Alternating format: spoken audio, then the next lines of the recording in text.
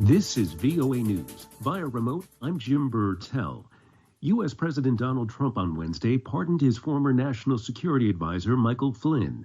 Flynn had pleaded guilty to lying to the FBI during the investigation into Russian meddling in the 2016 presidential election. A retired Army general, Flynn pleaded guilty in 2017 to lying to the FBI about interactions he had with Russia's ambassador to the United States in the weeks leading up to Mr. Trump's inauguration in January 2017. He has since sought to withdraw the plea, arguing that prosecutors violated his rights. His sentencing has been deferred several times. President-elect Joe Biden on Wednesday pleaded with Americans to take steps to remain safe over the Thanksgiving holiday as COVID-19 cases soar. Biden gave a presidential-style speech acknowledging people's fatigue with restrictions amid the coronavirus pandemic, but urging them to exercise caution as caseloads surge. Mr. Biden also appealed for unity in his address to the nation. We're at war with the virus, not with one another, not with each other. This is the moment where we need to steel our spines, redouble our efforts, and recommit ourselves to the fight. Let's remember, we're all in this together.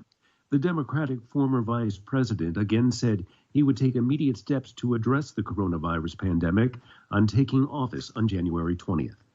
An explosion damaged a Greek-managed tanker at a Saudi Arabian terminal on the Red Sea, just north of the Yemeni border, the ship's manager said Wednesday, in an attack confirmed by Saudi Arabia.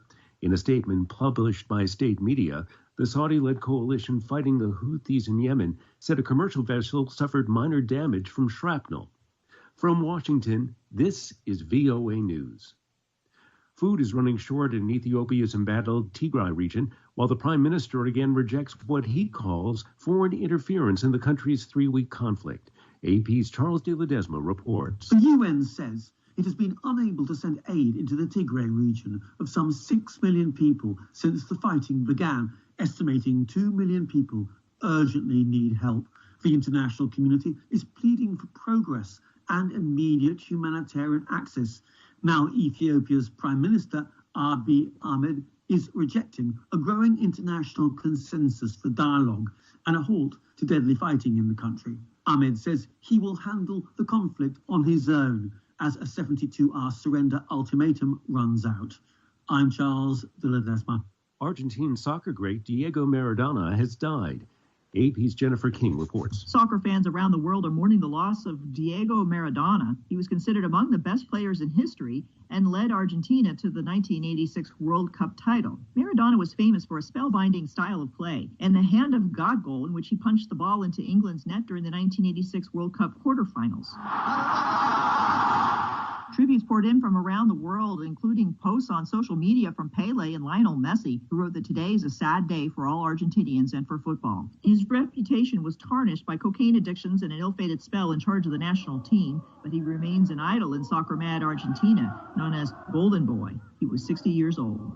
I'm Jennifer King. Meghan Markle, the Duchess of Sussex, has revealed she had a miscarriage in July, giving a personal account of the traumatic experience in hope of helping others. Reuters' Emma McCarthy has more.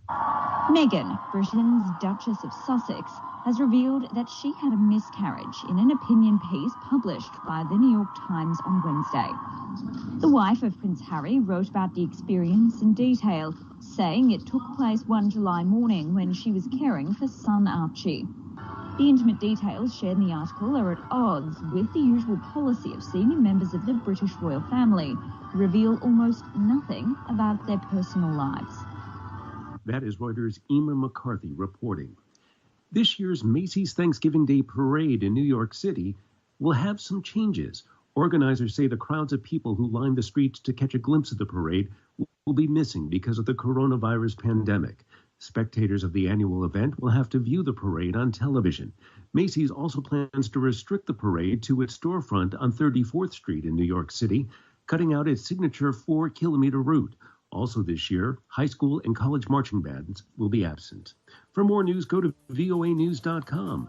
Via remote, I'm Jim Bertel, VOA News.